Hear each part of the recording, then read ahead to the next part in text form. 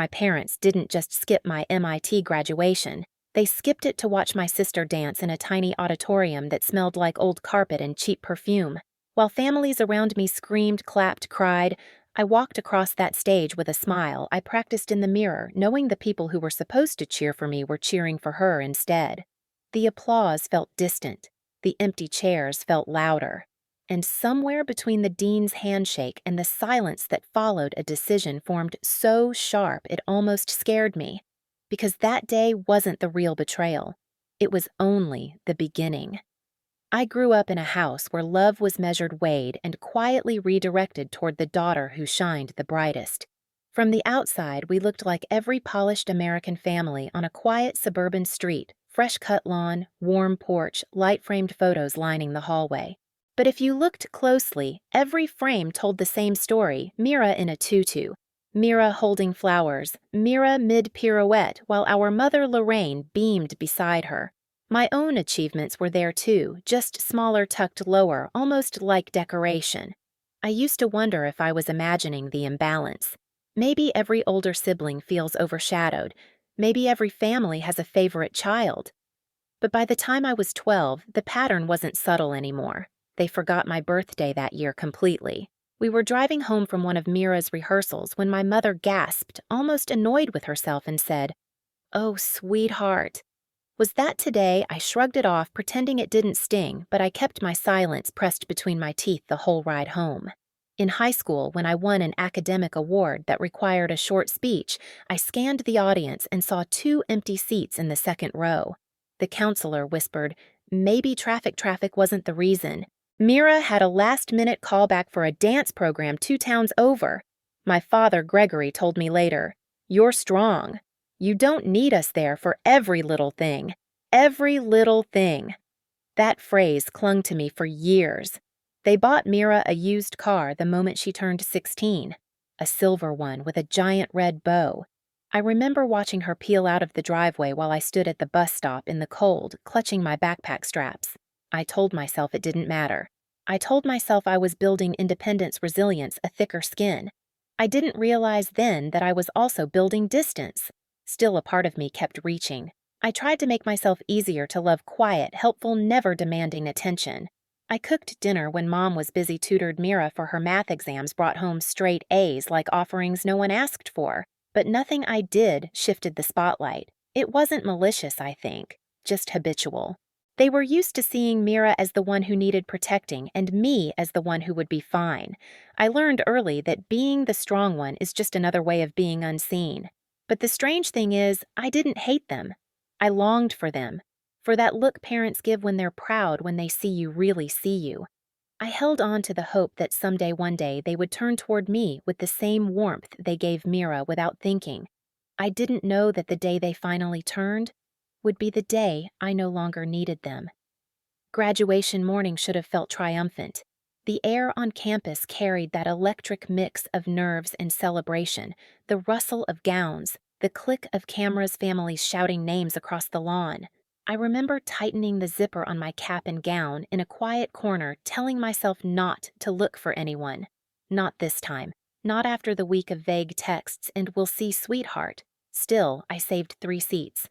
Habit is hard to break. When I walked toward the ceremony, the sunlight hit the rows of folding chairs like a spotlight. Parents waved programs in the heat. Kids held bouquets for their siblings. It was chaos and joy and belonging, everything I secretly wished for just a few feet out of reach. My row filled quickly. The 3 seats beside me stayed empty. When my name was called, the applause sounded the same as everyone else's, but it felt different, hollow, borrowed. I crossed the stage with a smile I practiced in the bathroom mirror that morning, pretending it didn't hurt. The dean shook my hand with a warm, puzzled look, the kind reserved for students whose families are running late. He whispered, "Congratulations." I whispered, "Thank you." And then I stepped off the stage into a silence only I heard. After the ceremony, I checked my phone. 1 message. From Mom. "Sweetheart Mira's recital time changed. We just couldn't miss it. She was breathtaking tonight. You would have loved it." No. How did it go?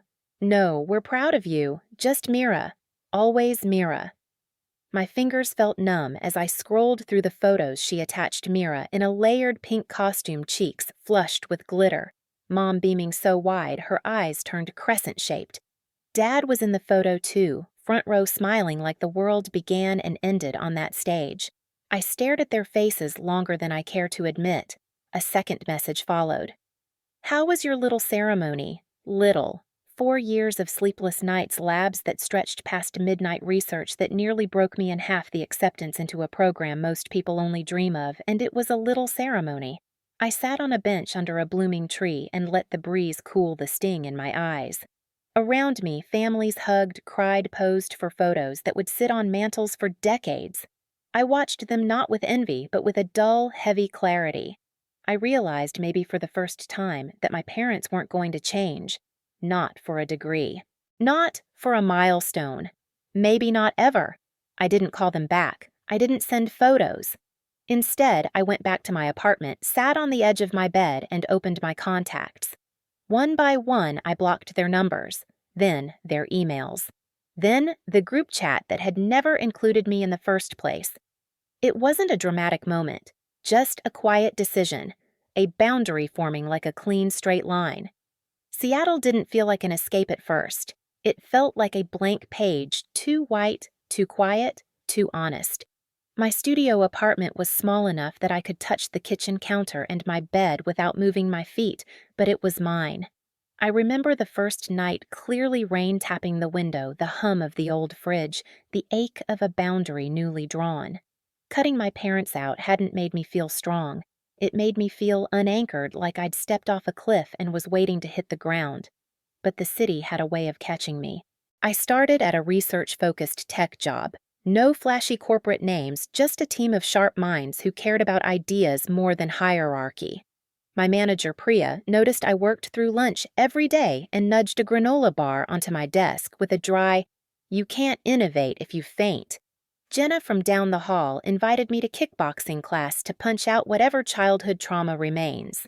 Leo introduced me to a tiny cafe that served bitter coffee and warm light. Somehow they became the first people who saw me without comparing me to anyone else. At night, I'd sit in my thrifted leather chair facing the city skyline, listening to the rain slide down the glass. Healing wasn't linear. Some days I woke up breathing easier. Other days, a random scent or a passing comment opened the wound again. Therapy helped me understand a truth I'd long avoided. Being the strong one didn't make me unbreakable. It just meant I'd been breaking quietly for years. Slowly, I rebuilt myself. I learned to take up space in meetings. I learned to trust that people meant it when they said they were proud. I learned I didn't have to shrink for anyone to shine. By year 2, I led small teams. By year 3, I filed patents. By year 4, the Seattle skyline no longer felt unfamiliar, it felt earned, and by year 5, I almost forgot what their absence felt like. Then the wedding invitation arrived. A white envelope, heavy cardstock, my name written in looping ink. Daniel, my cousin, one of the few family members who never treated me like a background character, was getting married. He wrote a short note at the bottom. "It would mean a lot if you came." I held the card for a long time. 5 years is a strange amount of time. Long enough for people to age, but not long enough for patterns to disappear. Long enough for wounds to scar, but not long enough for memory to fade. Part of me wanted to ignore it, but another part, a stronger, steadier part, felt ready. Not to reconnect, not to forgive, but to stand in the same room with the people who once made me feel invisible, and see if I still felt small. When I finally RSVP'd, yes, a thought settled in quietly. I wasn't going back to be their daughter. I was going back to witness who I'd become without them. The wedding venue sat on a hill overlooking the water, glowing under the kind of summer sunlight that makes everything look softer than it really is. White columns framed the entrance, roses lined the pathways, and guests drifted across the lawn like pieces on a slow-moving stage. I pulled into the gravel lot in a rented hybrid, cut the engine, and took a breath that tasted like nerves wrapped in calm. I wasn't here to make a statement, but walking in, I realized my presence alone already was one. Inside, the air hummed with chatter, clinking glasses and strings from a small live band. I spotted Daniel across the room's sharp suit, easy grin, the same cousin who used to share his fries with me at family gatherings because he could tell I was always left out. When he saw me, his entire face lit up. "You came," he said, pulling me into a hug that felt real. "Of course I did," I murmured. He squeezed my shoulder. "I'm proud of you, Ev. Really." Funny how such simple words can hit harder than any wound. I drifted toward my assigned table, taking the long way around the room. Lace tablecloths, polished silverware, soft candlelight flickering in glass holders, it was all designed for beauty. But beauty can't soften the moment your past catches up with you. I saw them before they saw me. Lorraine stood by the back window, adjusting Mira's hair, even though it didn't need adjusting. Mira wore a pale lavender dress, soft curls pinned back with tiny pearls. Gregory hovered beside them, stomach slightly fuller, posture slightly smaller. 5 years had settled into their faces in ways I didn't expect, lines that weren't there before, shadows under their eyes, an anxious drift in their gazes. I turned away before they looked up.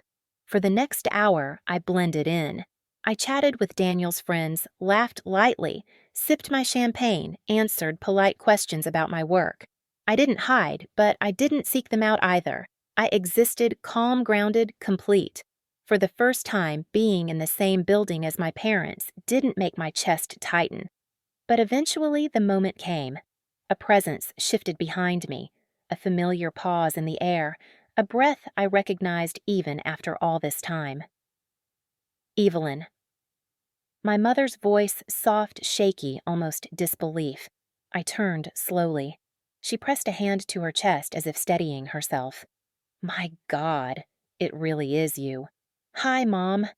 Her eyes glimmered, not quite tears, not quite joy, just shock. We didn't know you'd be here." I RSVP'd to Daniel, I said simply.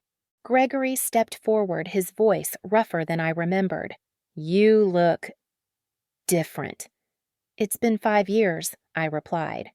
Mira hovered behind them, twisting the strap of her clutch. She looked older too, less wide-eyed, more aware. But her presence still carried that familiar carefulness, like she was waiting to gauge everyone's emotional temperature before picking a side. My mother tried to smile. "We reached out, you know. We emailed. We called. You never, I know." The corner of her mouth tightened. "Do you understand how much you hurt us?" I stared at her for a long moment. There it was, the narrative they built to avoid the truth. "How much I hurt you," I repeated softly. My father nodded stiffly. "We're your parents. You can't just vanish because of a silly grudge." A silly grudge.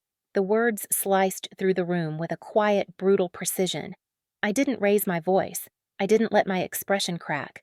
I just stood straighter. "You skipped my MIT graduation." My mother blinked. "We explained Mira had her recital." "You've skipped a lot of things." I continued, keeping my tone even. "My 7th birthday, my academic speech, my award ceremony, my acceptance dinner, college applications, the car you bought Mira the moment she turned 16 while I waited in the cold for the bus." Each sentence thudded between us like a stone dropped into still water. Mira flinched. Gregory shifted. Lorraine's face paled. "I never asked for that car," Mira whispered. "I didn't, I know." My voice softened just for her. "This isn't about you." My mother took a step forward. "We thought you were strong. You always were." Mira needed more attention. "That's the story you told yourselves," I replied. "But I was a child too. A child who needed parents." A hush settled around us. Nearby conversations dimmed. A few guests glanced over, but I didn't care. This wasn't a spectacle. This was a reckoning. Lorraine swallowed hard. "What do you want from us?" "Nothing." The word landed with finality. "I stopped wanting anything 5 years ago," I added. Gregory's voice cracked. "We lost you over a mistake." "No," I said. "You lost me slowly. Every small dismissal. Every forgotten moment. Every time you chose someone else without even noticing." I didn't say it with anger. I said it like a fact etched into stone.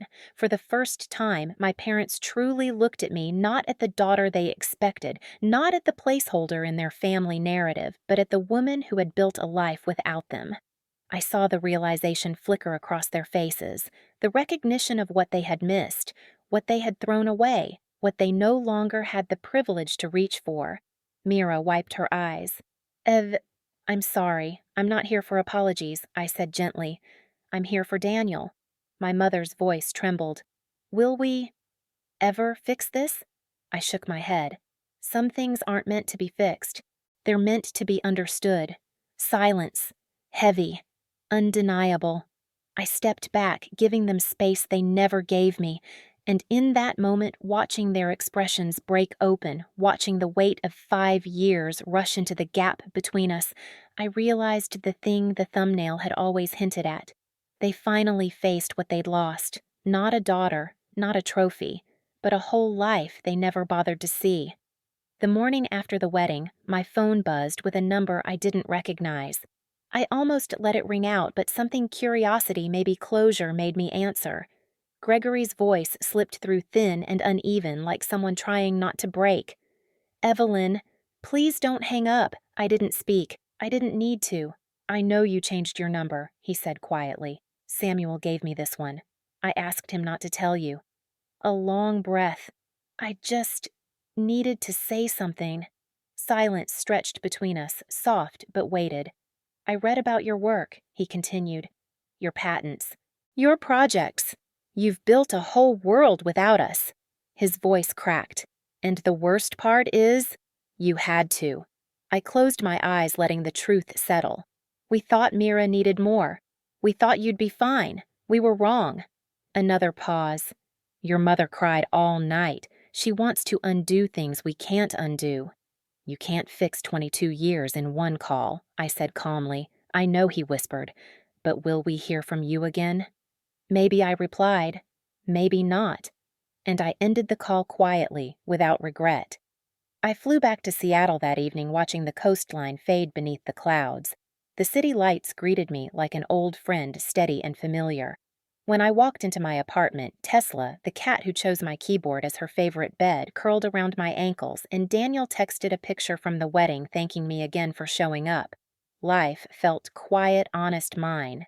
Sometimes people ask if I regret cutting my parents out. I don't. Peace isn't built from pretending things were fine. Peace is built from boundaries, from choosing yourself even when it hurts. I didn't win by confronting them.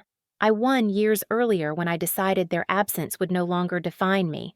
If you've ever carried a weight like that, if you've ever chosen distance to save yourself, tell me in the comments.